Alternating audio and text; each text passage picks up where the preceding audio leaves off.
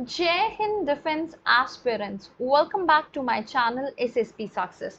Today we are going to cover an important topic that is related to Chabhar Port and India-Iran ties. It's very important for your upcoming SSP and AFSP in terms of GD and Lake Street.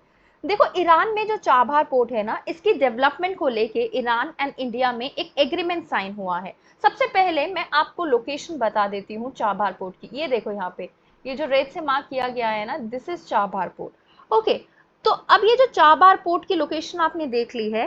अभी news क्या है, देखो Chabahar port में ना दो terminals है। एक पहला है कौन सा, यहाँ पे देखो शाहिद कलंतरी, और दूसरा है शाहिद बेहेस्ती, राइट। सो अभी दूसरा जो है ना शाहिद बेहेस्ती, इसको लेके एग्रीमेंट साइन हुआ है। और वो क्या एग्रीमेंट है कि अगले 10 सालों तक इंडिया इस शाहिद बेहेस्ती टर्मिनल को डेवलप करके ऑपरेट करेगा।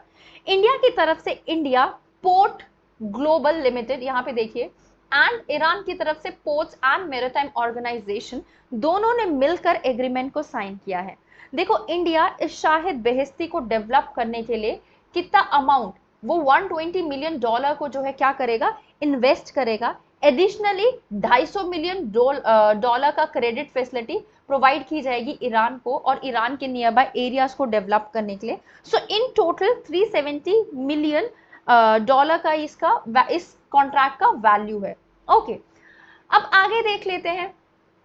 आगे क्या देख लेते हैं, देखो राइटर ये बोलते हैं जो पोर्ट है ना चाबहार पोर्ट, इसकी लोकेशन इंडिया के लिए बहुत इंपॉर्टेंट है। देखो पाकिस्तान तो इंडिया को एक्सेस देता नहीं है, और पाकिस्तान एंड इंडिया के बीच में ट्रेड बहुत कम है, और ट्रेड समवॉट फ्रीज हो चुका है। तो इस वजह से अफगानिस्तान के साथ इंडिया का ज्यादा ट्रेड हो नहीं पाता, बिकॉज अफगानिस्तान के साथ हम 107 किलोमीटर का एरिया शेयर करते हैं। अब आप बोलोगे हम कहाँ शेयर करते हैं, अब यहाँ देखो, आप मैप दिख रहा है आपको, ये है आइकन, ये रहा, ये है हमारा इंडिया, एंड ये जो एरिया है ना ये अफगानिस्तान के साथ जुड़ता है। लेकिन ये वाला एरिया किसके कब्जे में है, पाकिस्तान के कब्जे में, एंड ये एरिया आता है पाकिस्तान ऑक्यूपाइड कश्मीर के अंडर। तो हमारे पास ना इसका लैंड या फिर हम कहीं ग्राउंड एक्सेस नहीं है। तो अफगानिस्तान को एक्सेस करने के लिए ये एक ऑल्टरनेटिव रूट है, कौन सा, चाबहार पोर्ट। मुंबई में चाबहार पोर्ट से सामान भेजा जाएगा, और कहाँ पे, आपका चाबहार, मुंबई से ईरान और ईरान से अफगानिस्तान। अभी इसके अलावा आपको एक और चीज मैं बताती हूँ। देखो यूरोपियन कंट्रीज में ज्यादातर जो सामान भेजा जाता है ना, वो सूज कैनाल के थ्रू भेजा जाता है। लेकिन अभी सूज कैनाल के थ्रू तो भेजा जाता है।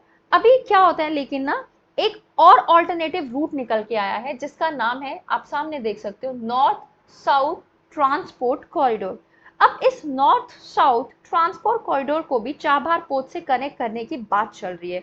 तो एक बार ये कनेक्ट हो गया तो मुंबई से चाबहार पोर्ट तक सामान जाएगा, चाबहार पोर्ट से Central Asia countries, and then finally Russia में ये सामान हम पहुंचा पाएंगे।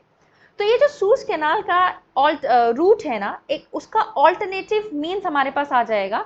सेंट्रल अमेरिकन कंट्रीज के साथ भी इंडिया अपना ट्रेड और ज्यादा इंक्रीज कर सकता है इस चाबहार पोर्ट के थ्रू।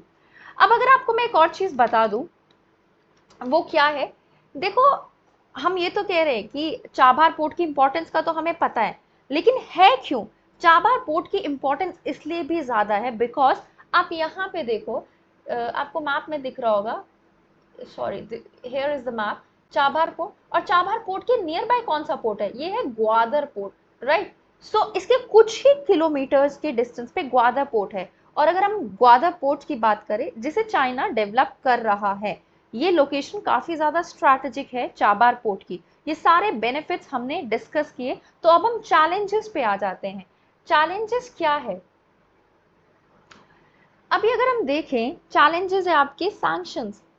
काफी टाइम से इस पोर्ट को डेवलप करने की कोशिश की जा रही है, राइट। कब से, 2003 से।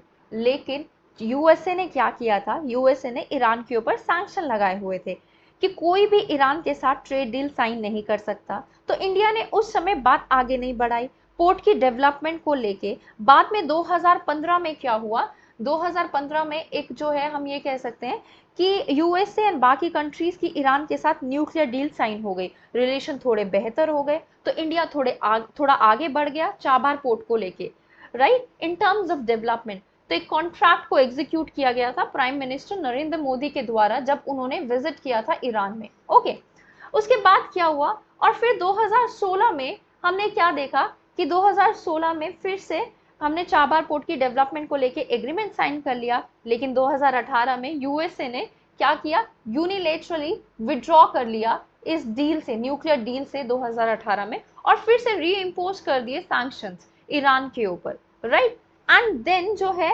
जब उन्होंने वापस से सैंक्शंस लगा दिए और रिलेशंस फिर खराब हो गए, और फिर क्वेश्चन ये उठा कि इंडिया अब ईरान के साथ फर्दर कोऑपरेट करेगा तो इंडिया की नहीं। लेकिन उसके बावजूद फिर क्या किया ना, इंडिया ने ना यूएसए को समझाया कि ये पोर्ट बहुत काम का है, बिकॉज यूएसए उस टाइम पर अफगानिस्तान में था, तो अगर पोर्ट डेवलप होगा तो अफगानिस्तान को फायदा होगा, अफगानिस्तान को फायदा होगा तो अफगानिस्तान के अंदर रहने वाले लोगों को फायदा होगा, जिसमें यूएसए भी था, ठीक है। तो USA was okay with the development of the port at that time, but USA ने क्या किया ना, उस टाइम बोल तो दिया लेकिन बात कुछ आगे बढ़ी नहीं डेवलपमेंट की, और इसी बीच ईरान चाइना के रिलेशंस इंप्रूव हो गए और यूएसए अफगानिस्तान से बाहर आ गया।